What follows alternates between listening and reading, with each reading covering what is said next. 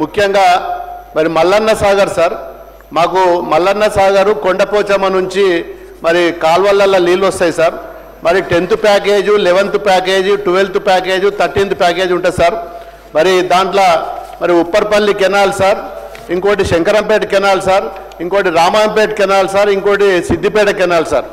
ఈ కెనాల్లో మెయిన్ కాలువలు తవ్వినాం సార్. ఇప్పుడు రైతులు మరి మెయిన్ కాలువలు కంప్లీట్ అయినాయి కదా, మరి పిల్ల కాలువలు ఉన్నాయి అని ఆశతోటి పిల్ల కాలువలు కంప్లీట్ అవుతాయని చెప్పి ఆశతోటి చాలామంది నాట్లు వేసుకున్నారు సార్. మరి ఆ పిల్ల కాలువలది పరిస్థితి చాలా దారుణంగా ఉన్నది సార్. కాలువలకి నీళ్ళు పోతున్నాయి కానీ ఆ కాలువలు బాటల్ నెక్స్ లెక్క అక్కడక్కడ కొద్దిగా డిస్టర్బ్ ఉన్నాయి సార్.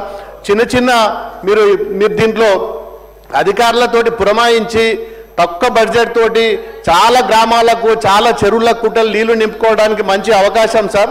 మరి దీన్ని మీరు దృష్టిలో పెట్టుకొని ఆ మెయిన్ కెనాల్ నుంచి సబ్ కెనాల్కు వాటర్ పోవడానికి మరి కొంచెం ఈ 15 నెలల రోజులలో కంప్లీట్ చేస్తే కొన్ని వందల ఎకరాలు, 1000 ఎకరాలు మరి పంటలు ఎండిపోతున్నాయి సార్. మరి మా సొంత మండలం దుబ్బాక మండలంలో ఒక అచ్చమాయపల్లె పోతారం మధ్యలో మా రైతులే స్వయంగా డబ్బులు వేసుకొని బ్లాస్టింగ్ చేసుకొని మిషన్ పెట్టుకొని టిప్పర్లు పెట్టుకొని కాలువలు తవ్వుకుంటారు సార్. దానికి కూడా మీ డిపార్ట్మెంట్ సహకరిస్తలేదు సార్. మరి నిన్న రాత్రి తవ్విన కెనాలు మరి మట్టి వస్తే కూడా కొట్టుకపోయింది సార్. మళ్ళీ దాన్ని పునర్నిర్మాణం చేసుకోవాలంటే మరి వాళ్ళ వల్ల కావట్లేదు. నిన్న గౌరవ మంత్రి గారిని కూడా నేను కలిసినాను, అధికారులతో మాట్లాడిండ్రు. కానీ ఇప్పటి వరకు కూడా మరి మేఘా కన్స్ట్రక్షన్ కంపెనీ ఆడ ఏజెన్సీ సార్, ఆయన పట్టించుకోవట్లేదు. అధికారులు పాపం తనలాడుతున్నారు కానీ ఎక్కడ కూడా పనులు అయితే లేవు. దయచేసి మరి జిల్లా స్థాయిలో మీటింగ్ పెట్టి ఏ కాలువలో ఎక్కడెక్కడ ఏ సమస్యలు ఉన్నాయో త్వరలో పూర్తి చేయాలని చెప్పి మీ ద్వారా మంత్రి గారికి, డిపార్ట్మెంట్ ద్వారా కోరుతున్న అధ్యక్ష.